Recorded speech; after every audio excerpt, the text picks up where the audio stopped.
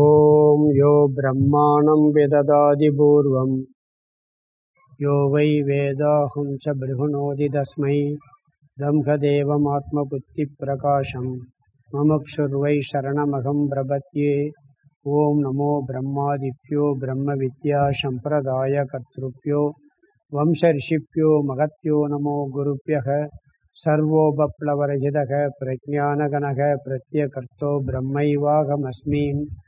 ஓம் பிரம்மானந்தம் பரமசுகதம் கேவலம் ஞானமூர்த்திம் துவந்த்வாதீதம் ககனசத்ருஷம் தத்வமஸ்யாதிலக்ஷ்யம் ஏகம் நித்யம் விமலமஜலம் சர்வதி சாட்சிபூதம் பாவாதீதம் திரிகுணரகிதம் சத்குரும் தம் நமாமி. குருர் பிரம்மா குருர் விஷ்ணு குருர் தேவோ மகேஸ்வரः குரு சாட்சாத் பரம் பிரம்ம தஸ்மை ஸ்ரீ குரவே நமக. ஓம் சகனா பவது சகனௌ புனக்து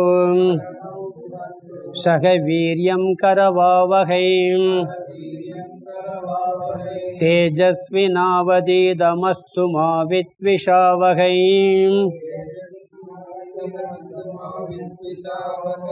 ஓம் சாந்தி சாந்தி சாந்தி.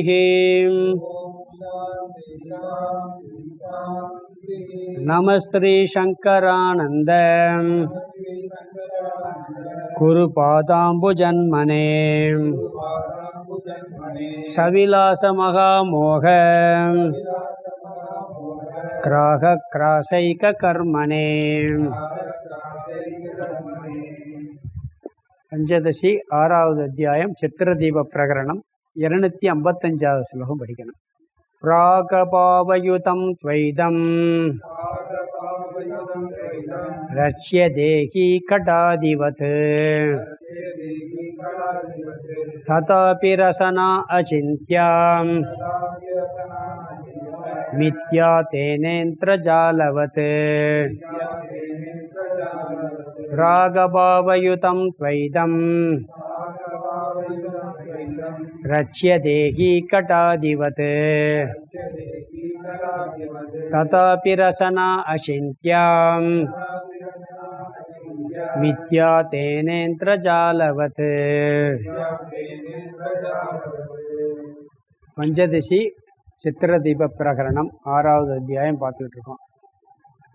அதில் சித்திர உதாரணம், ஆகாச உதாரணம், ஜீவ விசாரம், ஜீவ விசாரத்தில் உள்ள குழப்பம், ஈஸ்வர விசாரத்தில் உள்ள குழப்பம், பிறகு மாயா விசாரம், ஈஸ்வர விசாரம், பிறகு ஈஸ்வர பிரம்ம விசாரத்தில் உள்ள குழப்பம் பார்த்து இப்போ பிரம்மன் அத்வைதம்ங்கிற கருத்துக்கு வந்திருக்கோம். அந்த கருத்தை நிலைநாட்டுவதற்காக இப்போ கருத்து சொல்லிக்கிட்டு இருக்காரு. பிரம்மன் அத்வைதம்ங்கிற கருத்து சுருதி பிரமாணத்தோட விளக்குனார். ஆகாச உதாரணம் திருப்பி எடுத்து விளக்குனார். அதில் முக்கியமான கருத்து என்னன்னு அதில் விளக்குன பிறகு துவைதம் அனுபவத்தில் இருக்கு, அத்வைதம் அனுபவத்தில் இல்லைன்னு சொன்னாப்புல. இவர் அத்வைதமும் அனுபவத்தில் இருக்குன்னாரு. ஏன்னா சைதன்ய வடிவத்தில் உணர்வு சொரூபமாக எல்லா இடத்துலையும் அனுபவத்தில் இருக்கு. அது எல்லா இடத்துலையும் இல்லைன்னு அப்புறம் துவைதம் மட்டும் எல்லா இடத்துலையும் இருக்கா அப்படின்னு கேட்டார். சரி, ஒரு இடத்துல பார்த்துட்டு எல்லா துவையத்தையும் நீ கொண்டு வர்ற எல்லா துவையத்தையும் ஒரே இடத்துல பார்க்க முடியுமா அப்படின்னு சொல்லி கேள்வி கேட்ட அத்வைதம் சைதன்யம் அத்வைதம் அனுபவத்தில் இருக்கிறங்கிற கருத்தை அவர் நிலைநாட்டினார். பிறகு அதில் இன்னொரு முக்கியமான கருத்து வந்தது. என்ன கருத்து வந்ததுன்னு சொன்னீங்கன்னா, எல்லாம் புரியுது, புரிஞ்சாலும் கூட அதாவது துவைதம் மாயாமயமா இருக்கு, அத்வைதம் உண்மையா இருக்கு, விளங்குது. ஜகத்து மித்தியாவாக இருக்கிறது, ஒரு நிச்சயமாக இல்லை, அதனுடைய தன்மையே மித்தியா தன்மையோட இருக்கு அப்படின்னாரு. பிறகு பூர்வபக்ஷி அதில் என்ன சொன்னான்னு சொன்னா, என்ன பண்ணாலும் கூட என்ன விசாரம் பண்ணாலும் கூட இந்த உலகத்தின் மேல உண்மைங்கிற புத்தி வந்துருதேன்னு ஒரு கேள்வி கேட்டான். எல்லாம் வேற கிளாஸ் கேட்கும்போது புரியுது, வெளியே போன உடனே அதுக்கு முக்கியத்துவம் வந்துடுது. ஏன்னா அதுதான் உண்மை நினைக்க தோணுதே ஒழிய பிரம்மன் அத்வைதம்னு புரிஞ்சாலும் நிற்கிறது இல்லையன்னா அவர் மீண்டும் மீண்டும் நீ விசாரத்தில் ஈடுபடணும் அப்படின்னாரு. அது மட்டும் இல்லை, மற்ற விசாரம் மற்ற சாதனை எல்லாம் கஷ்டம், இந்த சாதனை உனக்கு கஷ்டமே இல்லைன்னார். ஏன்னா அதில் சொல்கிற கருத்தே நீ நிலையானவன். நம்மளை புகழுது. நம்மளை இப்போ நம்மளை யாராவது புகழ்ந்தால் நம்மளுக்கு கஷ்டமாக இருக்குமா? கஷ்டமாக இருக்காது. அது பொய்யா புகழ்ந்தாலே நம்ம வந்து சந்தோஷப்படுவோம். வேதாந்த உண்மையை சொல்லுது. நீ அழியாதவன்குது, நீ ஆனந்தமானவன்குது, நீ நிறைவானவன்குது, குறைவில்லாதவன். இதை நினைக்கிறதுல உனக்கு என்னப்பா கஷ்டம் அப்படிங்கிறார். இதை புரிஞ்சுக்கிட்ட அதை திருப்பி நினச்சி பாரு. அதில் சலிப்பு வர்றதுக்கு அவசியமே இல்லை. துவைதத்திலோட சலிப்பு வரலாம். இந்த சிந்தனை மேலும் மேலும் கொண்டு வர்றதுல உனக்கு கஷ்டமே கிடையாது அப்படின்னாரு. அதனால் அதை எவ்வளவு காலம் செய்கிறதுலாம் சலிச்சுக்கிறாத, எவ்வளவு முடியுமோ நீ பண்ணிக்கிட்டே இரு அப்படின்னார். பிறகு ஒரு கேள்வி கேட்டான். இந்த பசி தாகமெல்லாம் இருக்கே, ஞானம் வந்தால் பசி தாகமெல்லாம் போகணும்னு நினைக்கிறாங்க. அது எப்படி போகும்? அது யார் போகும்னு சொன்னான் அப்படின்னாரு. அதெல்லாம் வெளியே இருந்து வரக்கூடிய கஷ்டங்கள்லாம் இருக்கத்தே செய்யும். அது ஆத்மாவுக்கு அல்ல, அனாத்மாவுக்கு அப்படின்னு சொல்லி, அதனால் நீ திருப்பி இந்த விஷயத்தை நல்லா விசாரம் பண்ணணும். முக்கியமாக சொன்னார், வெளியேருந்து கஷ்டம் வருது, பிறகு அத்தியாசம் வந்துடுது. இந்த உலகத்தை உண்மையை நினச்சிட்றேன், ஆத்மாவை பொய்ன்னு நினச்சிட்றேன். இப்படியெல்லாம் அத்தியாசம் ஒன்றுக்கொன்று மாறி அத்தியாசம் பண்ணிடுது. ரெண்டுமே வந்து அடிக்குறுக்கா நடந்துருதே அப்படின்னு சொன்னான். அதுக்கு அவர் என்ன சொன்னான்னு சொன்னால், நீ அந்த அத்தியாசத்தை பண்ணாதேன்னார். இவன் என்ன பண்ணா, உடனே வந்துடுது. அது வெயிட் பண்ண கூட முடியலை, அடுத்த செகண்ட் வந்துடுது. காரணம் அவனே சொன்னான், பூர்வபக்ஷி, வாசனையினால் வருகிறது. ஒரு விஷயத்தை ரொம்ப நாள் பழகிட்டோம்னா மறக்கவே முடியாது. மனசுலையாவது இருக்கத்தானே செய்யும். மனசுலேருந்து போகிறது ரொம்ப கஷ்டம். ரொம்ப வருஷமாக பழகிட்டோம்னா அது மனசுலேருந்து போகாது, அது வரத்தையும் செய்யும். அது வாசனை ரூபத்தில் இருக்கே அப்படின்னா, ஏன் வாசனை ரூபத்தில் இருக்கு? ரொம்ப நாளாக பழகினதுனால வாசனை ரூபத்தில். இதையும் நீ ரொம்ப நாள் பழகு, இதுவும் வாசனையாக வந்துடும் அப்படின்னு சொல்லி அப்படி ஒரு பதில் சொன்னார். பிறகு இந்த உலக அனுபவத்தில் இருக்கு, அதாவது இந்த உலகம் மித்தியா, விளக்க முடியாதது என்பது நம்மளுக்கு அனுபவத்திலே இருக்குனார். அதாவது இந்த உலகத்தை விளக்க முடியலை, பொய்யா இருக்கு, மித்தியாவா இருக்குங்கிறது நம்ம வேதாந்தம் படிச்ச யாராவது சொல்லித்தான் தெரிஞ்சுக்கிற வேண்டிய அவசியம் இல்லை. இது எப்படி இருக்கு? அனுபவத்திலே இருக்கு. உலகம் பொய்யுங்கிறது ஏதாவது கேட்டுத்தான் தெரிஞ்சுக்கிறணுமா? நம்ம உடம்பு பொய்யுங்கிறத கேட்டு தெரிஞ்சுக்கிறணுமா? நம்மளுக்கு வயசாகுங்கிறதே தெரியுமா தெரியாதா? நம்மளே பார்த்துருக்க, இளமையில இருந்தோம், திருப்பி இப்படி வயசாச்சு, இன்னும் முடியாமல் போகும். யாராவது ஒருத்தர் நடக்க முடியாமல் வீட்டில் படுத்தே படுக்கையாக இருக்காங்க, நம்மளுக்கும் அப்படி வரலாமே. அது மட்டும் இல்லை, மரணம்ங்கிறது பார்த்தீங்கன்னா எப்பயாவது ஒரு விதி இருக்கா? பிறந்து 1 மாதம் கழிச்சு இறப்பாங்க, 10 நாள் கழிச்சு, 50 வயசு 100 வயசுன்னு கணக்கே கிடையாது. ஒரு நாளில் இறக்குறவங்க உண்டு, கர்ப்பத்திலே இறக்குறது உண்டு, 1 மாதத்தில், 2 மாதத்தில், 5 வருஷம், 10 வருஷம், 100 வருஷம், 110 வருஷம். ஒரு நிர்ணயமே இல்லை, அழிவு போய்கிட்டே இருக்கு. சரி, எந்த பொருளாவது நிலையா இருக்குன்னா இதுவும் அனுபவத்தில் இருக்கு அப்படிங்கிறார். அப்ப இருக்கு, கண்ணில் இருக்கே ஒளிய உண்மையிலே அழிஞ்சு போய்கிட்டு இருக்கு. இது அனுபவமாகவே இருக்கு, மித்தியாங்கிறது. இதெல்லாம் விலைக்கு தெரிஞ்சுக்கிற வேண்டியதில்லை, கொஞ்சம் நேரம் அனுபவிக்கிறோம். இந்த உலகம் அழிகிறதையும் பார்க்குறோம். நான் அன்றைக்கே சொன்னேன், உதாரணம் சொன்னேன், துவாரகை அழிகிறத அவர் பார்த்துட்டு தான் போகிறாரு. நம்ம காலத்திலே அணுகுண்டு வீசி நாகசாயி ஹிரோஷிமா நகரமே முழுசாக அழிஞ்சு போச்சு பார்த்தோம். தனுஷ்கோடின்னு ஒரு ஊர் இருந்துச்சு, அந்த காலத்தில் இருந்தவங்களுக்கு தெரியும். தனுஷ்கோடிக்கு டூரிஸ்ட் போயிட்டு வருவாங்க, ராமேஸ்வரம் போகிறது மாதிரி. இப்போ அது இல்லைங்கிறது இப்போ போனால் அவங்க அந்த முதல்ல பார்த்தவங்களுக்கு இப்போ தெரியும், அந்த நகரமே இல்லை இப்போ. அது பெரிய ரயில்வே ஸ்டேஷன் பெருசில். அப்போ எல்லாமே அழியுதுங்க, அனுபவத்தில் இருக்குது. இது ஒன்றும் விசாரம் பண்ணி தெரிஞ்சுக்கிற வேண்டியதில்லை, இந்த உலகம் பொய் அப்படிங்கிற கருத்து சொன்னார். பிறகு சைதன்யத்தை விளக்க முடியாது, ஏன்னா அது உண்மையாகவே இருக்குது, அது மட்டும் இருக்கிறதுனால அது மித்யாவல்ல, சத்தியம் அப்படிங்கிற கருத்தை பார்த்தோம். பிறகு போன கிளாஸில் பார்த்த முக்கியமான கருத்து என்னன்னு சொன்னால், இந்த மித்யா என்பதற்கு ஒரு முக்கியமான விளக்கம் சொன்னார். அவன் முதல்ல என்ன சொன்னான்னா, இந்த உலகத்தையும் விளக்க முடியாதுன்னு சொன்னான். நம்ம இந்த உலகம் இப்படித்தான் இருக்கும், இப்படிப்பட்டதுன்னு தெளிவாக விளக்க முடியாதுன்னு, அதனால அது மித்தியான்னு சொன்னான். சைதன்யத்தையும் விளக்க முடியாதே அப்படின்னு சொன்னான். சைதன்யத்தையும் மற்ற பொருள் மாதிரி விளக்க முடியாது, அதை நாமளும் சொல்கிறேன் இல்லையா? ஏன்னா அது மட்டுமே இருக்குது, அது உண்மையாக இருக்குது, நான் என்னுடைய சுரூபமாக இருக்கேன், அதை வார்த்தையால் விளக்க முடியாது. ஆனால் அனுபவிக்கிறோம், புரிஞ்சுக்கிறோம், அது அனுபவத்தில் இருக்கு. ஆனால் அதனால அதை வச்சுக்கிட்டு நீ மித்தியான்னு சொல். இல்லாததுனால அது மித்தியா விளக்க முடியாது. இது உண்மையிலேயே இருப்பதனால் இது விளக்க முடியாததாக இருக்கு. பிறகு கடைசியா ஒன்று பார்த்தது துவைதம் மித்தியாங்கிறதுக்கு பிராக் அபாவம் ஒரு கருத்து சொன்னார். அதாவது துவைதத்தினுடைய இல்லாமை, முன்பு எது இல்லாமல் இருந்ததோ அது உண்மையில் இல்லை. ஒன்று சிருஷ்டிக்கு வந்திருக்குன்னு வச்சுக்கணும், படைக்கப்பட்டதுன்னு சொல்லியாச்சுனால என்ன ஆகும், அது அழிஞ்சு போயிடும். டேட் ஆஃப் பர்த் வந்தாச்சுன்னா என்ன அர்த்தம், டேட் ஆஃப் டெத்து கட்டாயம் உண்டு, இடைப்பட்ட காலத்தில் இருக்கு. அது மாதிரி பிராக் அபாவம், முன்பு இல்லை அப்படி என்ற தன்மை எதற்கு இருக்கிறதோ அதுக்கு பேர் மித்தியான்னு பேர். பிராக் அபாவம்னா, பிராக்னா முன்பு, அபாவம்னா இல்லாதது. முன்பு இல்லாமல் இருந்து நம்ம இப்போதைக்கு பார்க்குறோம். உதாரணம் சொல்லிக்க, பானை இருக்கு, 1 மணி நேரத்துக்கு முன்னாடி பானை செய்யலை, பானையை பார்க்கல, அனுபவத்துக்கு பிறகு செஞ்சு வந்துருச்சு. முன்பு இல்லை, இப்போ வந்திருக்கு, திருப்பி போயிடும். வேற ஒன்றும் இல்லை, ஹோட்டலுக்கு போகிறோம், ஹோட்டலில் போகிறோம், ஒரு ஸ்பெஷல் தோசை கேட்குறோம், ஒரு 5 நிமிஷம் ஆகுங்கிறோம், அதுக்கு முன்னாடி இல்லை, பிறகு வந்துருச்சு, பிறகு ஒரு 10 நிமிஷத்தில் இல்லாமல் போயிடுது. பிராக் அபாவாத், கொஞ்ச நேரம் இருக்கு, அவ்வளோதான். அதுக்கு மேலே சொல்ல முடியுமா? சொல்ல முடியாது. மரண காலத்தில் இந்த நம்ம உடம்பு இல்லாமல் போயிடும், பிறந்துருச்சு இல்லாமல் போயிடும். நாமளே பார்ப்போங்கிறாரு. அதாவது நம்ம உடம்பு இல்லாமல் போகிறத நம்ம பார்க்க முடியுமா? நம்ம செத்த பிறகு நம்ம பார்க்க முடியுமா? ஆனால் இருக்குன்னு ஒரு சாஸ்திரத்தில் இருக்குது. எப்படின்னா, உடல் இறந்த பிறகு இந்த இது பண்ணுறாங்களே, விசேஷம் பண்ணுறாங்கல்ல, அது வரைக்கும் இருக்குமா, அழுகிறாங்களான்னு பார்க்குமா. நம்ம இறந்ததுக்காக யார் யார் வருத்தப்படுறா, யார் சந்தோஷப்படுறா, எல்லாத்தையும் பார்க்குமா அது. அப்போ உடம்பு எரிக்கிறதும் பார்க்கும், தான் உடம்பு போகிறதவே அது பார்க்க இருக்கு. ஏன்னா அது வந்துச்சு போயிட்டு ஆகும். இதெல்லாம் அனுபவத்தில் இருக்கு. அதனால என்ன சொன்னாருன்னா, சைதன்யத்திற்கு அப்படி ஒரு தன்மை இல்லவே இல்லை.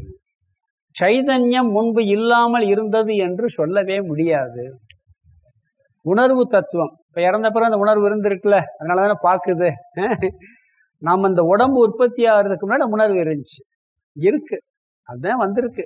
இந்த உடம்பு தான் வந்து போதே ஒழிய சைதன்யம் மாறினது இல்லை.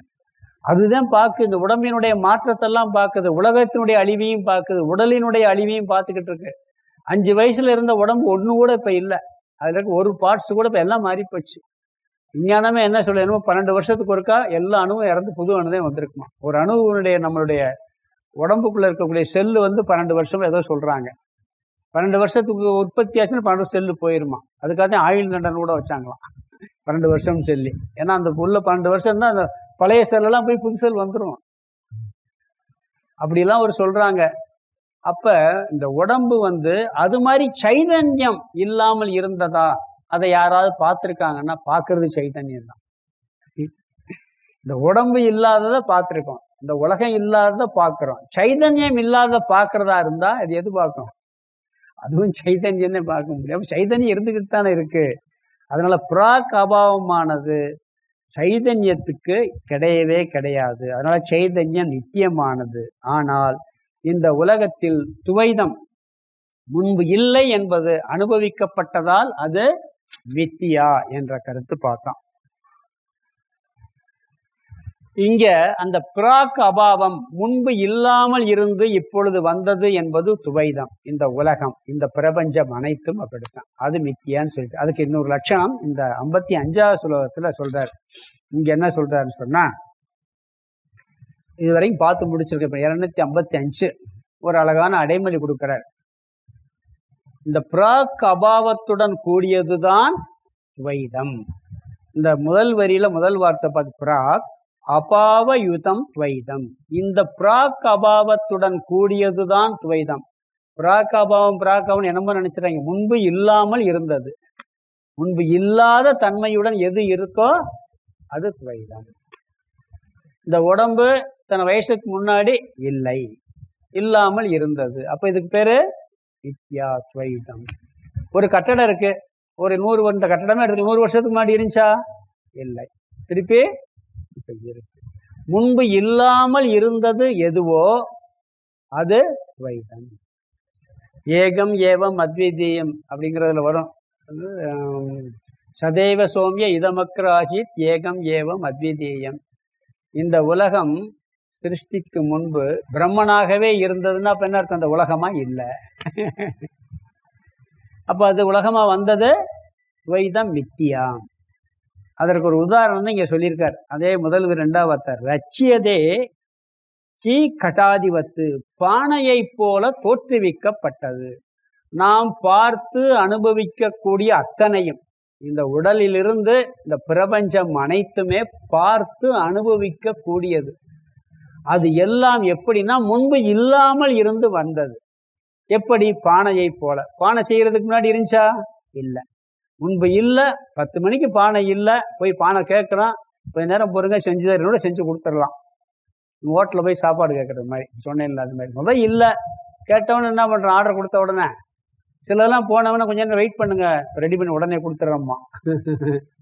அது மாதிரி பானையை போல இல்லாமல் இருந்த பானை இப்போ இருக்கு, பிறகு இல்லாமல் போய்விடும்.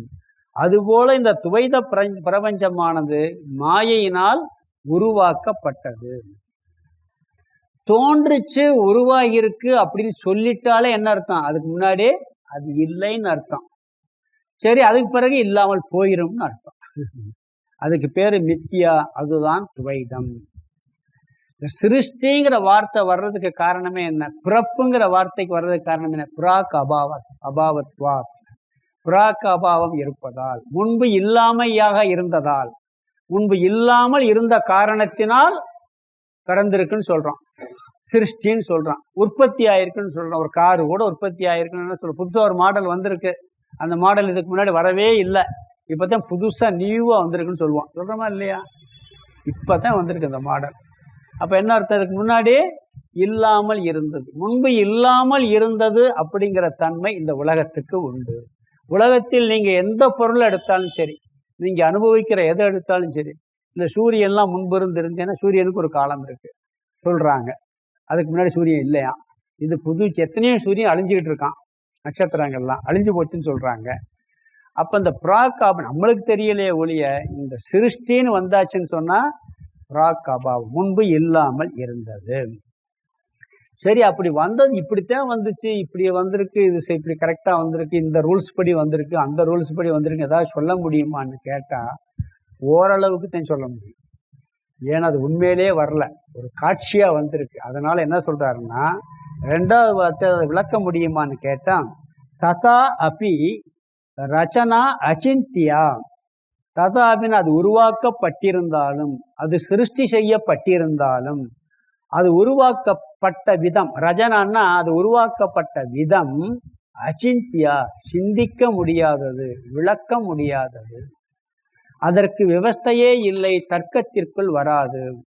நீங்க இந்த உலகம் எப்படி வந்துச்சு என்னன்னு விளக்க ஆரம்பிச்சா கொஞ்சம் ஸ்டெப்பு தான் போகும் முன்னாடி. இதுல இருந்து இப்படி, இதுல இருந்து அதுக்கு மேல அங்க போனா அங்க ஒண்ணுமே பண்ண முடியாது. உடம்பு எடுத்துக்கங்க, நம்ம தயார் பண்ண முடியுமா? உடம்புக்குள்ள எத்தனை பார்ட்ஸ், எத்தனையோ கிலோமீட்டர் ஓடுதான் ரத்தம். பிறந்த அன்னைக்கு லப்பு டப்பு லப்புட்டம்னு ஆரம்பிச்சது, நிற்காம அடிச்சுக்கிட்டு இருக்கு. இதை ஏன் இப்படி பண்ணி வச்சிருக்காரு? ஏன் ஒரு ஆளுக்கு 5 வருஷத்துல டப்புன்னு ஆஃப் பண்ணிடுறாரு, இன்னொருத்தருக்கு 10 வருஷத்துல ஆஃப் பண்றாரு, இன்னொருத்தருக்கு 100 வயசு வரைக்கும் ஓட விடுறாரு? சொல்ல முடியுமா? கேட்டா பூர்வஜன் அந்த ஜென்மத்துக்கு எது காரணம்? இதெல்லாம் யார் இயக்கி வைக்கிறா? ஏன் உறங்க இயங்குது? பூமி சுத்துது கரெக்டா 23 மணி நேரம், 24 மணி நேரமும் கொஞ்சம் கம்மியா, அது கூட கரெக்டா 24 மணி நேரம் கிடையாது. அதனால லீப் வருஷம் 4 வருஷத்துக்கு ஒன்று வச்சு ஒரு நாளை கொட்டி போடுறோம், அந்த ஒரு நாள் கணக்க.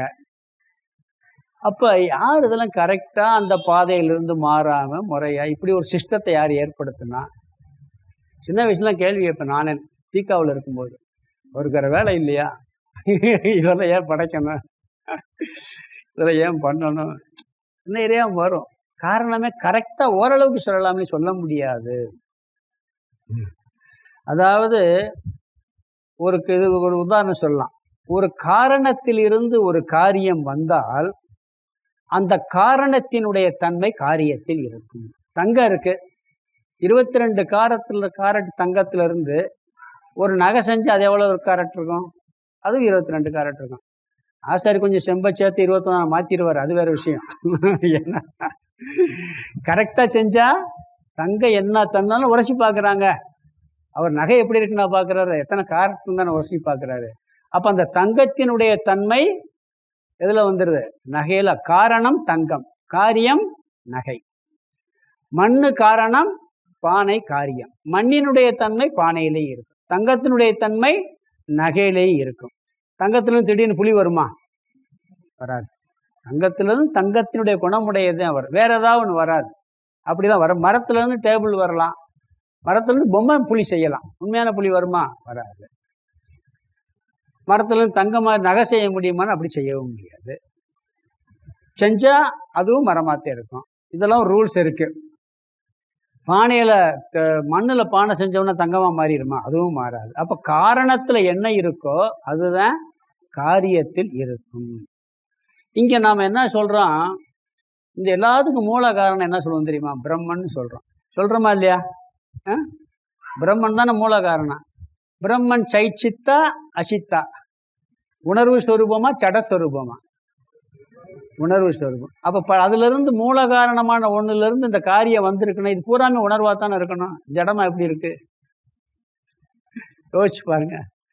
மாயையோட சேர்ந்து மாயைக்கு எப்படி வந்துச்சு? அப்போ மாயைக்கு மூல காரணம் பிரம்மன் தானே சொல்கிறோம். அப்போ மாயையும் ஜடமாக இருக்கக்கூடாதுல்ல? அது ஜடமாக எப்படி இருக்குது? கொஞ்சம் ரொம்ப சிந்திச்சோம்னா அதனாலதான் என்னென்னா இதெல்லாம் ஒரு பொய்யா இருக்குது, தோற்றமாக இருக்குன்னு சொல்லி அதுக்காக ஆராய்ச்சியே பண்ணாமல் விளக்க முடியான்னு இருக்கக்கூடாது. விலைக்கு பார்த்து நம்ம சாஸ்திரத்தில் ரொம்ப ஆராய்ச்சி பண்ணி நீங்கள் சயின்ஸில் எல்லாம் கண்டுபிடிக்க முடியாது.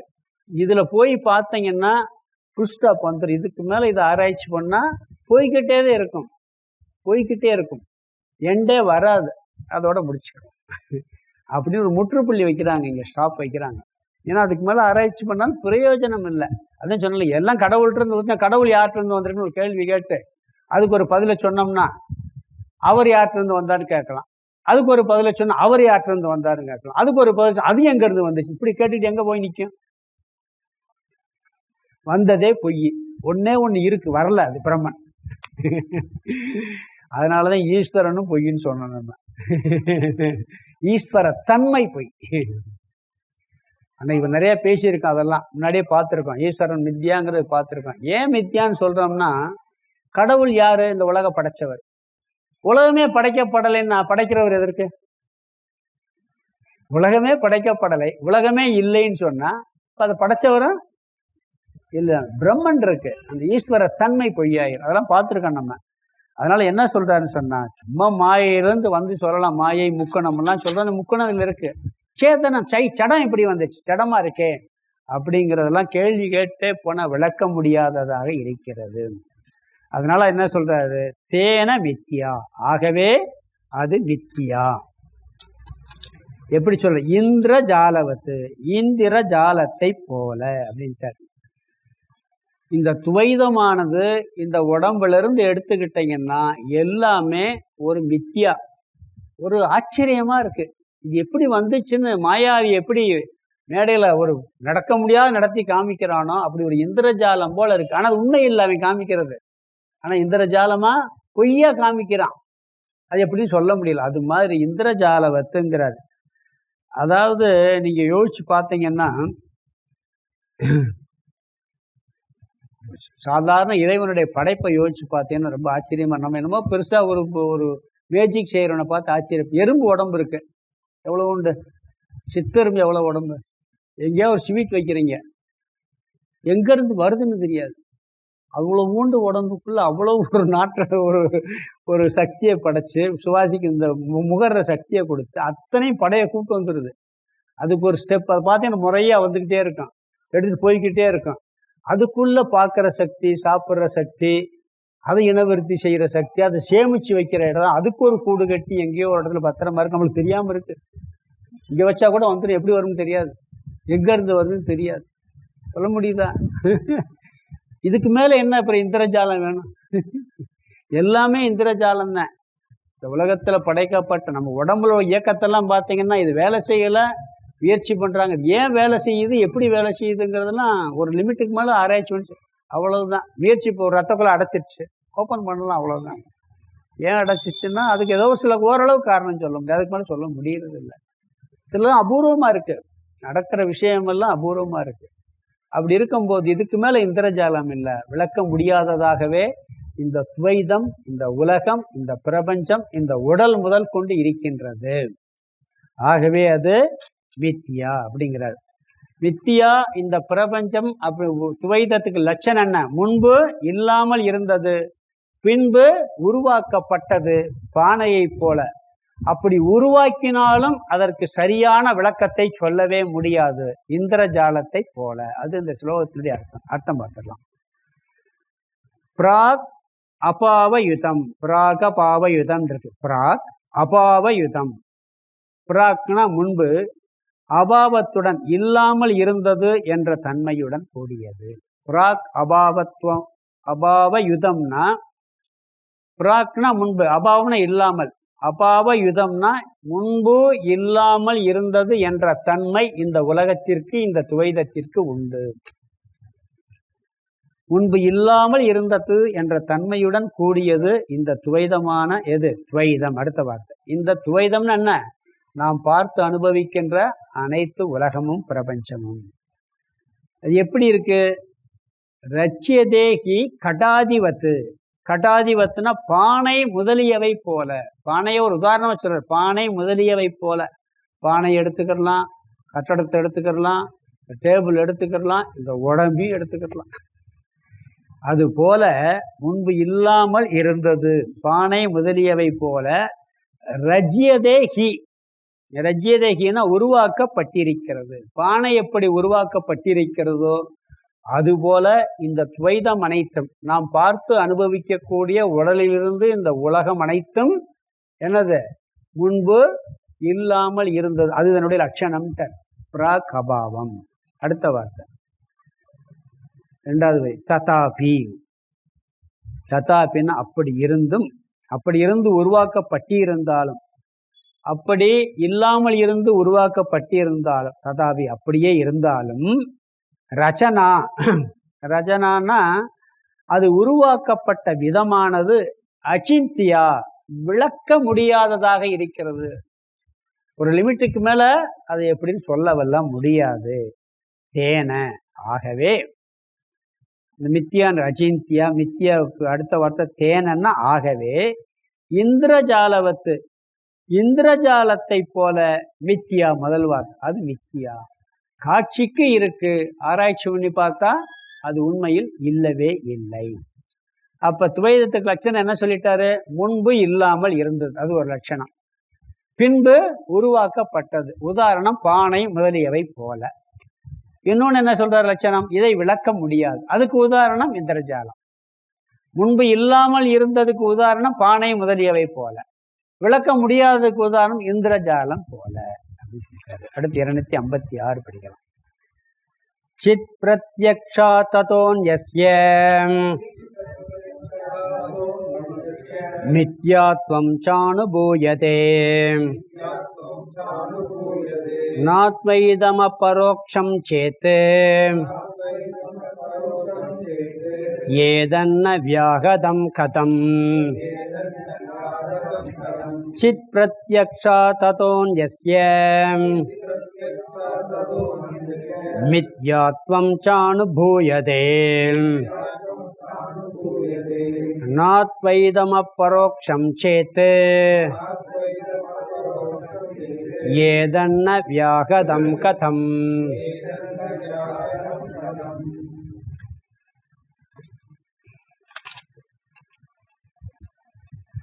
இங்க இந்த பிரம்மன் அத்வைதம் கருத்தை முடிக்கிறார். 237 ஆரம்பிச்சாரு. இந்த கருத்தை மையமாக வைத்து இந்த விசாரத்தை என்ன பண்றாருன்னா முடிக்கிறார், பிரம்மன் அத்வைதம்ங்கிறத. இதுல இடையில இந்த நிதித்தியாசனத்தை பற்றியெல்லாம் சொன்னார். அதாவது இந்த ஞானத்தை மீண்டும் மீண்டும் அபியாசம் பண்ணி நிலை வரணும், அப்போத்தான் ஜீவன் முக்திங்கிறது ஏற்படும் சொன்னார். ஜீவன் முக்தி அடுத்து விளக்க போகிறார். அடுத்து விளக்கும் போது என்ன செய்கிறாருன்னு சொன்னால், ஒரு 2 ஸ்லோகம் ஒரு கேள்வி பதில் ஆரம்பிச்சு இதே கருத்தை ஏற்கனவே சொன்ன கருத்தை கேள்வி பதில் ரூபத்தில் ஆரம்பிச்சு ஜீவன் முக்தியை விளக்குவார். இந்த பசி தாகமெல்லாம் இருக்கே, கவலை இருக்கேன்னு சொன்னால் கவலை இல்லை, கவலை இல்லாமல் இந்த உலகத்தில் வாழ்கிறதே ஜீவன் முக்தி. அதை பற்றி விளக்க போகிறார்.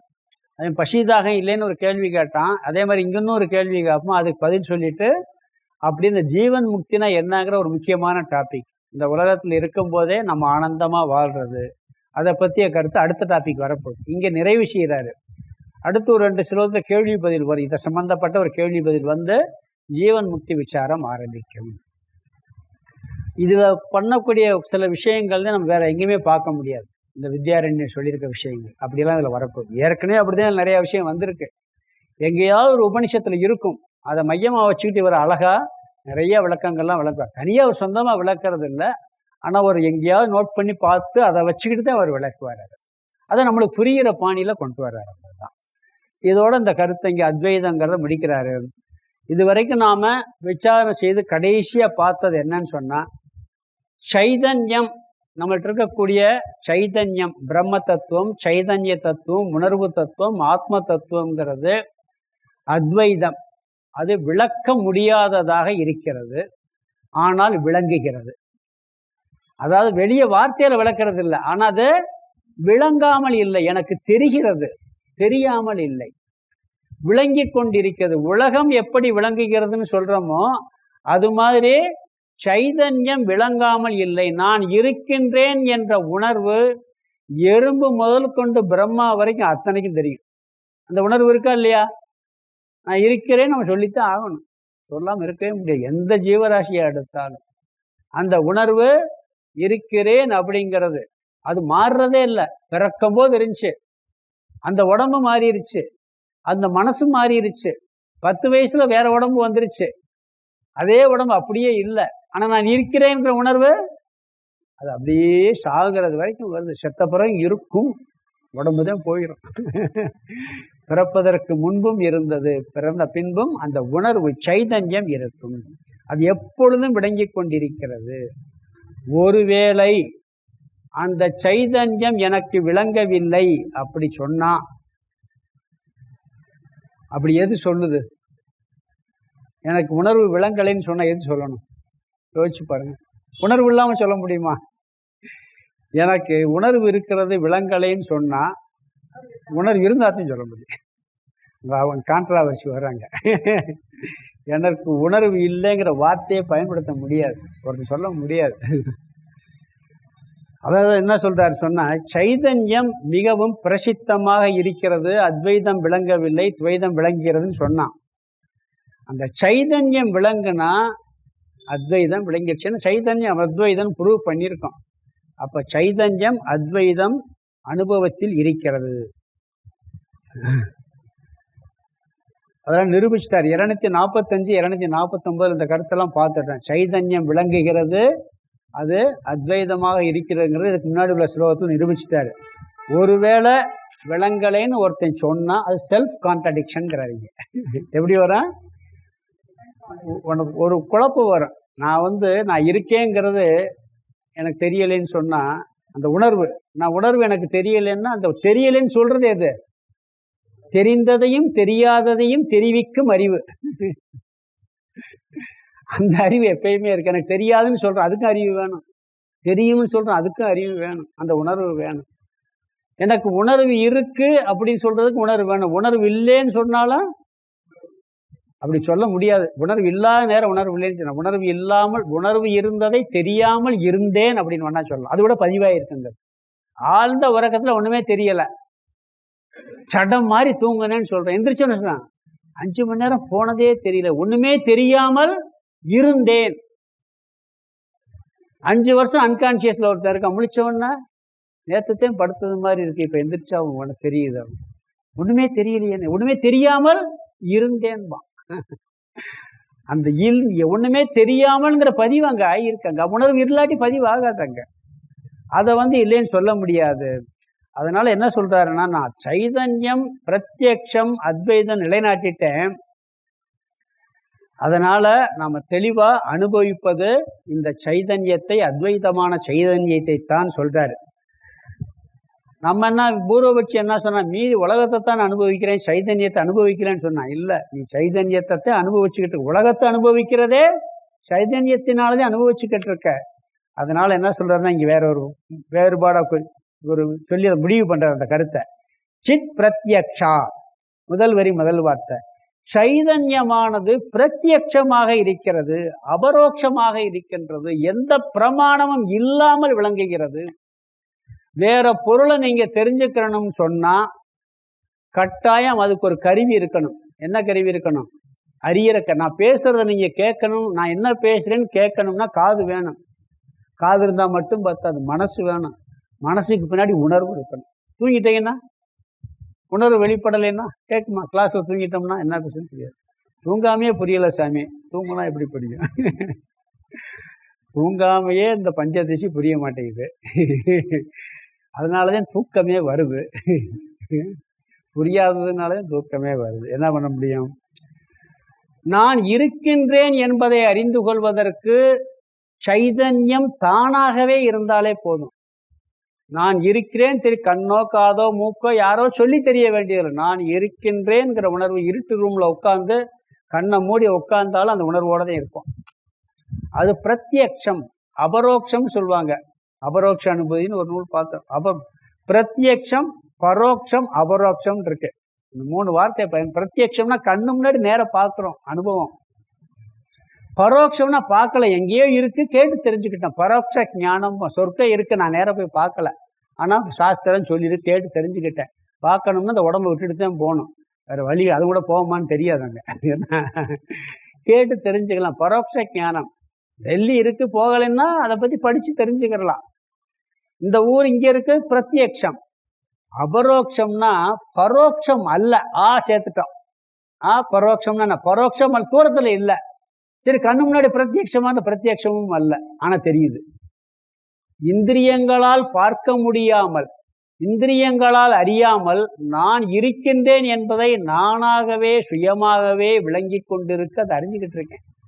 பிரத்யட்சமா விளங்குது. சித் பிரத்யக்ஷா, அந்த சைதன்யம் பிரத்யட்சமாக விளங்குகின்றது. 2வது வார்த்தை ததக அன்யஸ்ய, அதை காட்டிலும் அந்த சைதன்யத்திற்கு வேறாக உள்ள அனைத்துமே மித்யாத்வம் ச அனுபூயதே, மித்தியாவாக இருக்கும் தன்மையானது அனுபவிக்கப்படுகிறது. இது தானா விளங்குது. இதன் மூலமா என்ன பண்றான்? அதை விட்டு வேற சைதன்யத்தை விட்டு உடம்பு மனசுக்கு வந்தாலே என்ன பண்றோம்? அனுபவிக்கிறோம். உடம்பையும் மித்தியான்னு அனுபவிக்கிறோம். ஏன்னா நேற்று இருந்த உடம்பு இன்னைக்கு இல்லை, நேற்று இருந்த மனசு இன்னைக்கு இல்லை, பார்த்து மாறிக்கிட்டே இருக்கு. மித்தியாவா இதுல இருந்து ஆரம்பிச்சு பிறந்த உலகம் பிரபஞ்சம் எல்லாத்தையும் அனுபவிக்கப்படுகிறது, மித்தியாவாக அனுபவிக்கப்படுகிறது. சைதன்யம் தெரியல, இந்த உலகின் மித்தியாத்துவம் எனக்கு தெரியலேன்னு சொன்னாலே அதை சொல்றதுக்கு சைதன்யம் வேணும். சைதன்யம் மட்டுமே அபரோக்ஷம். இந்திரியங்களால் மற்றதெல்லாம் அறியப்படும். சைதன்யம் இந்திரியங்களால் அனுபவிக்கப்படுவதில்லை, ஆனால் அனுபவிக்கப்படுகிறது. சுயமாகவே அது அனுபவத்தில் இருக்கிறது. அதை நிலைநாட்டி முடிக்கிறார் 2வது. ந அத்வைதம் அபரோக்ஷம் சேத்து, அத்வைதமானது அபரோக்ஷமாக இல்லை என்று நீ சொன்னால், ஏற்கனவே சைதன்யம் அபரோக்ஷம் என்பதை ஒத்துக்கொண்டான். இப்போ நீ ஒருவேளை அது இல்லை, அது விலங்குல தனியாக எனக்கு சுயமாக தெரியலை, பரோட்சமாக இருக்குது, அபரோக்ஷமாக இல்லை அப்படி நீ சொன்னேன்னு சொன்னால், விலங்குலைன்னு சொன்னால், ஏதத் ந வியாகதம் கதம், அங்கே வியாகாத தோஷம் வந்துடும், முரண்பாடு வந்துவிடும்.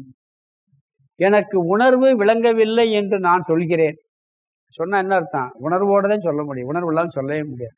ஒருத்தன் சொல்கிறான் நான் ஊமை அப்படின்னு சொல்றான், அது உண்மையா? ஒருத்தன் சொல்றான், சொல்லாம இருந்து அவன் ஊமைன்னு நம்ம சொல்லலாம். ஊமை நான் ஊமை எனக்கு பேச தெரியாதுன்னு சொன்னா, நான் உணர்வு இல்லாதவன் ஒருத்தன் சொன்னா, உணர்வு இருக்கிறதுனால இப்ப சொல்றேன். அங்க என்ன சொல்றாருன்னா, அதுக்கிட்ட பேரு அதாவது வியாகாதம், வியாகதம்னு அர்த்தம். ந வியாகதம் கதம், எப்படி வியாகத தோஷம் இல்லாமல் போய்விடும்? அங்க வியாகத தோஷம், முரண்படுகின்ற தோஷம் வந்துவிடும் அப்படிங்கிறார்.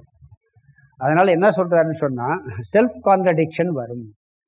இங்கு இறுதியா பிரம்மன் அபரோக்ஷம் சத்தியம் தெளிவா விளங்கிக்கிட்டு இருக்கு. அபரோக்ஷமாக உலகம் பிரத்யக்ஷம் ஆனா நித்தியா. புரியுதா? உலகம் கண்ணு முன்னாடி அனுபவிக்கிறோம், ஆனா அது உண்மையா இல்லை. பிரம்மன் உணர்வு சுரூபமா சைதன்ய சுரூபமா அத்வைதமா இருக்கு, அது அபரோக்ஷமா விளங்குது. இது பிரத்யக்ஷமா விளங்குது, அது அபரோக்ஷமா விளங்குது, அது சத்தியமா இருக்கு, மாறாமல் இருக்கு. மற்ற எல்லாம் மாறிக்கொண்டே உண்மையில் இல்லாமல் போய்விடுகிறது. நீ அடுத்து விசாரம் என்ன வருதுன்னா ஜீவன் முக்தி விசாரம் 257 இருந்து ஆரம்பிக்கிறாரு. அது ஆரம்பிக்கிறதுக்கு முன்னாடி ஒரு கேள்வி பதிலோட ஆரம்பிக்கிறாரு. அங்க பார்க்க போறோம். இப்ப 256 ஸ்லோகத்துக்கு அர்த்தம் பார்க்கலாம். சித் பிரத்யக்ஷா ததோன்யஸ்ய. சித் பிரத்யக்ஷா முதல் வார்த்தை. சைதன்யமும் பிரத்யக்ஷமாக இருக்கின்றது. ததக அன்யஸ்ய. ததகன அதை தவிர, அதை காட்டிலும், அன்யஸ்ய அதற்கு வேறாக இருக்கும் அனைத்தினுடைய மித்யாத்வம் ச மித்யாவாக இருக்கும் தன்மையானதும் அனுபூயதே அனுபவிக்கப்படுகிறது. சைதன்யம் பிரத்யக்ஷமா நம்ம அனுபவிச்சுக்கிட்டு இருக்கோம். அதுக்கு வேற என்னென்னலாம் இருக்கோ அதையும் அனுபவிக்கிறோம். எப்படி அனுபவிக்கிறோம்? மித்யாவாக அனுபவித்து கொண்டிருக்கின்றோம். அடுத்த வார்த்தை ந அத்வைதம் பரோக்ஷம். அத்வைதம், ஆனால் நீ அத்வைதமானது ந பரோக்ஷம். அப்படின்னு ந பரோக்ஷம் இல்ல, ந அபரோக்ஷம். அபரோக்ஷமாக இல்லை.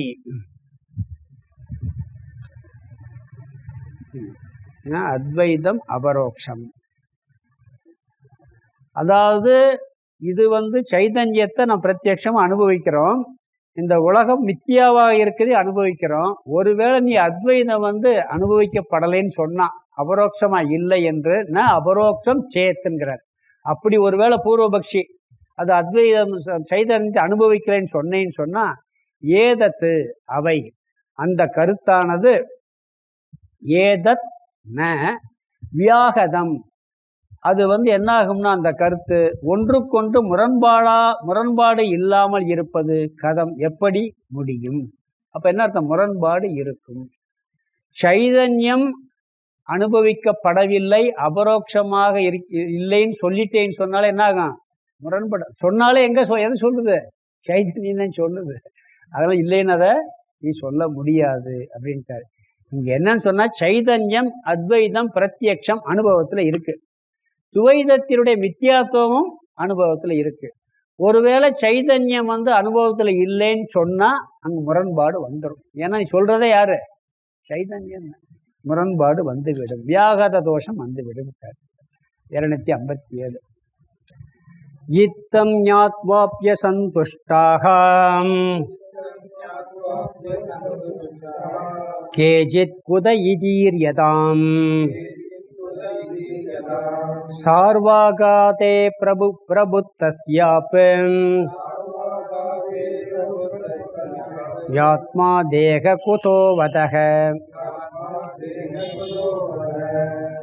இத்தம் ஞாத்வாப்ய சந்துஷ்டாக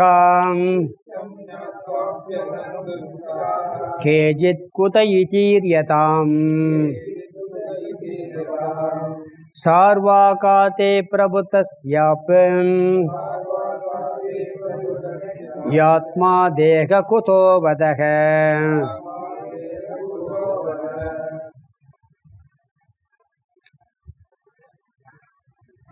இங்க ஜீவன் முக்தி விளக்கம் வருது. ஜீவன் முக்தி விளக்கத்தை நம்மளுக்கு தேவை. ஏன்னா நாம முயற்சி பண்றதே விதேக முக்திக்கு இல்லை. விதேக முக்திக்குன்னா மரணத்துக்கு பிறகுதான். வாழும் பொழுதே சந்தோஷமா இருக்கணுங்கிறத, அது என்ன அப்படிங்கிறத, ஜீவன் முக்தினா என்ன அப்படிங்கிறத விளக்க போறார். அதற்கு முன்னாடி பூர்வபட்சி சில சந்தேகம் கேட்பான். அதுக்கு இந்த 2 ஸ்லோகங்கள் அந்த சந்தேகம், அதுக்கு பதில் அப்படின்னு 2 ஸ்லோகத்துல சொல்லிட்டு பிறகு இதை தெளிவா விளக்க ஆரம்பிப்பார். அந்த 2 ஸ்லோகத்துல ஏற்கனவே சொன்ன கேள்வி பதில் மாதிரியே திருப்பி வரும். இங்க பிறகு 259 ஜீவன் முக்தி விளக்கம் உபனிஷத் பிரமாணங்களுடன் விளக்கம் வருது. அங்க அதாவது வித்யாரண்யத்தில் ஒரு பழக்கம் இருக்கு. நம்மளுக்கு எப்படியெல்லாம் சந்தேகம் வருமோ அதை அவரே எழுப்பிடுவார். அவரே எழுப்பி அவரே கேட்டு அவரே என்ன பண்ணுவார், அதுக்கு பதில் சொல்லுவார். சில நேரம் அந்த சந்தேகப்பட்டு கேட்குறவனே பதில் சொல்ல வைப்பார், அந்த பதிலே அவனே சொல்ல வைப்பார். இதுதான் வித்யாரண்யருடைய இது. ஏற்கனவே கொஞ்சம் தெளிவுபடுத்தியிருக்காரு, சொல்லியிருக்கான். திடீர்னு அத்தியாசம் வருது, பசி தாகம்லாம் வருது, ஞானம் வந்தாலும் வருது, இதுக்கெல்லாம் என்ன பண்ணுறது அப்படின்னு கேட்டான். அதை மீண்டும் என்ன பண்ண போகிறாரு, அதே கேள்வியை வேற ரூபத்தில் கேட்க போகிறான், தெளிவுபடுத்துறாரு. முன்னாடி கேட்டால் 249 பசி தாகம் வருது, அத்தியாசம் வருதுன்னு கேட்டான். திட வாசனையினால வருதுன்னு சொன்னான். ஞானத்துக்கு பின்பும் வருது, ஞானத்துக்கு பின்பு வரக்கூடாதுன்னு நினச்சிக்கிட்டு இருக்கான். அவ யார் வராதுன்னு சொன்னா அப்படின்னாரு அவர். அது வரத்தையும் செய்யும், நீ எப்படி அதை பார்த்துக்கிறேங்கிறதே வித்தியாசம். நீ அதை மாற்றணும், அதுக்கு விசாரத்தை மீண்டும் மீண்டும் பண்ணணும், அத்தியாசம் வராத அளவுக்கு இந்த அத்தியாசத்தை பண்ணணும்னு சொன்னார். இங்கே அதே கருத்தை வேற ரூபத்தில் அவன் கேள்வி கேட்குறான். அதாவது பொதுவாக என்ன சொல்லுவாங்கன்னா, ஒரே கேள்வியை பல ரூபத்தில் மாற்றி மாற்றி கேட்போமா.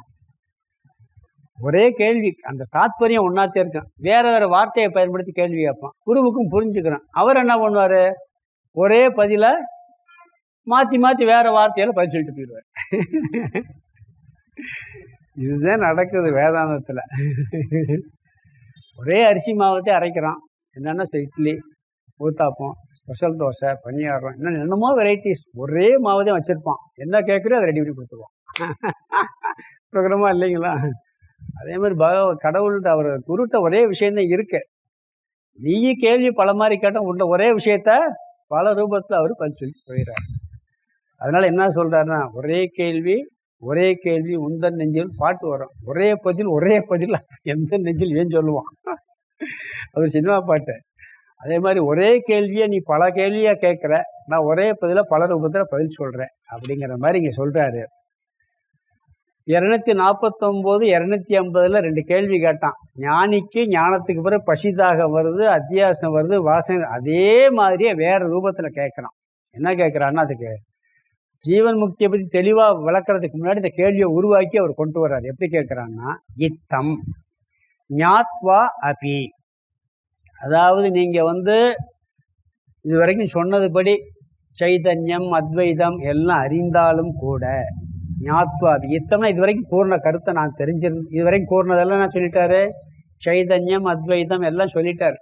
அதெல்லாம் புரிஞ்சிருந்தாலும் கூட, ஞாத்வா அபி அறிந்திருந்தாலும் கூட, கேச்சித்து அசந்துஷ்டாக, கேச்சித்துனா பலர், அசந்துஷ்டாக சந்தோஷம் இல்லாமல் இருக்காங்களே அப்படின்னு கேட்குறான்.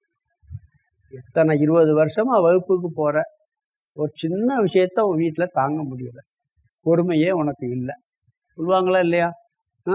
நீ எல்லாம் எதுக்கு கீத கிளாஸுக்கு போகிற கேட்குறது உண்டு, அப்படி உண்டா இல்லையா? அது மாதிரி இவ்வளவு படித்து இவ்வளவு வேதாந்தம் புரிஞ்சாக பலருக்கு சந்தோஷமாக இல்லாமல் இருக்காங்களேப்பான்னு கேள்வி கேட்குறான். யார்? இதுக்கு முன்னாடி இந்த பசிதாக வந்துச்சேன்னு கேட்டான், பழைய வாசனை வந்துச்சு, இப்போ அதே என்ன சொல்கிறான், சந்தோஷம் இல்லாமல் இருக்காங்களேன்னு கேட்குறான். துக்கத்துடன் இருக்கிறார்களே அப்படின்னு கேட்குறான். குதக இது ஈரியதாம், அப்படி குருவிடம் சிஷியன் கேள்வி கேட்குறான். அப்படி கேள்வி கேட்டால் இங்கே பதில் சொல்ல, குரு என்ன சொல்ல போகிறாருன்னா பதில் சொல்ல போகிறதில்ல. இவர் திருப்பி ஒரு கேள்வியை கேட்க போகிறார். அவன் திருப்பி அதுக்கு இவர் கேட்குற கேள்விக்கே அவன் பதில் சொல்லுவான். அப்புறம் அதுலேருந்து என்ன ஆரம்பிப்பார், இவர் விளக்கத்தை ஆரம்பிப்பார். இங்கே குரு சிஷ்யனிடம் கேள்வி கேட்டு அவன் வாயிலிருந்தே பதில் சொல்ல வைக்க போகிறார். என்ன கேட்குறான்னு சொன்னால், அவன் என்ன கேட்குறான், இந்த வேதாந்தத்தை இவ்வளவு நாளாக நீங்கள் சொன்னதெல்லாம் புரிஞ்சு போச்சு, இத்தம் இவ்விதம் கேட்ட பிறகும் கூட சிலர் சந்தோஷம் இல்லாமல் இருக்காங்களே, இதை கேட்டவங்களுக்கு சந்தோஷம் இல்லையே, அவங்களும் மற்ற சாதாரண மனுஷன் கூட கொஞ்சம் துக்கப்படுவான், வேதாந்தம் கேட்டவன் அதிகமாக துக்கப்படுறான் அப்படின்னு சொன்னா என்ன? உண்மையிலே அப்படி இல்லை, கொஞ்சமாவது மாற்றம் இருக்கும். அது கொஞ்சம் கூட பலன் கொடுக்காம இருக்காது. ஏற்கனவே உதாரணம் சொல்லியிருக்கேன், கேட்டிருக்கீங்களா? சாமிகிட்ட ஒருத்தர் அம்மா சொன்னாங்கன்னு சொல்லிட்டு, சாமி எங்கள் வீட்டுக்காரர் கிளாஸுக்கு வர்றதுக்கு வந்த பிறகு கூட என்னை வயிறாரு திட்டுறாரு அப்படின்னு கம்ப்ளைண்ட் பண்ணாங்க. இப்போ ஆமாம், அதுக்கு என்ன சொன்னார் அவர்?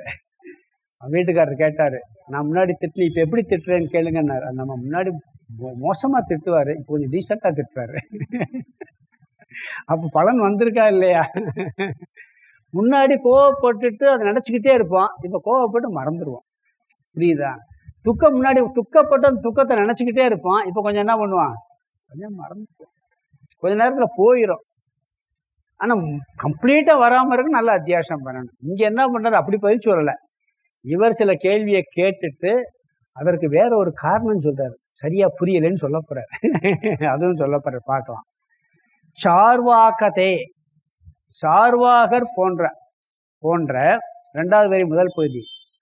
பிரபுத்தஸ்ய அபி, தர்க்கத்தில் மிக வல்லுனராக இருப்பவர்களும் கூட தன்னை மிக அறிவாளி என்று சொல்லிக்கொண்டு இந்த விசாரத்துல ரொம்ப தர்க்கவாதியா அப்படியே புத்தியெல்லாம் தீட்டி ரொம்ப விசாரம் பண்ணி, இந்த பகுத்தறிவாதிகள் பேசுறாங்கல்ல கடவுள் இல்லைன்னு சொல்லி, அவங்க தான் புத்திசாலி மாதிரி உண்மையிலே இள வயசுல அவங்க பேச்ச கேட்டோம்னா அதுதான் கரெக்ட் நம்மளுக்கே தோணும்.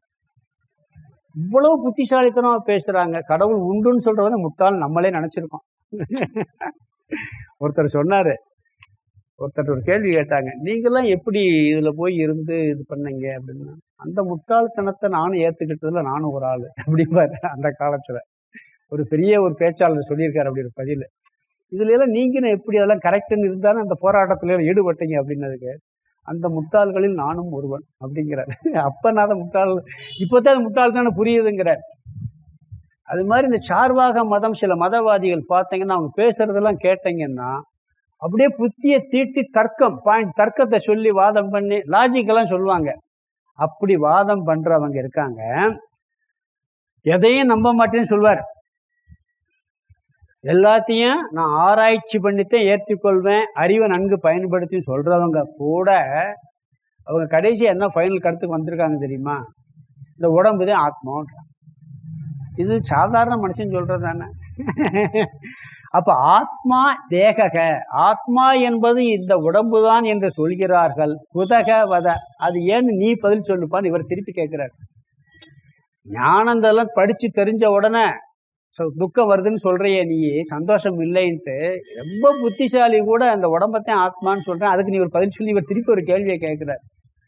அதுக்கு அவன் நம்ம சொல்ற பதில சொல்ல போறான்.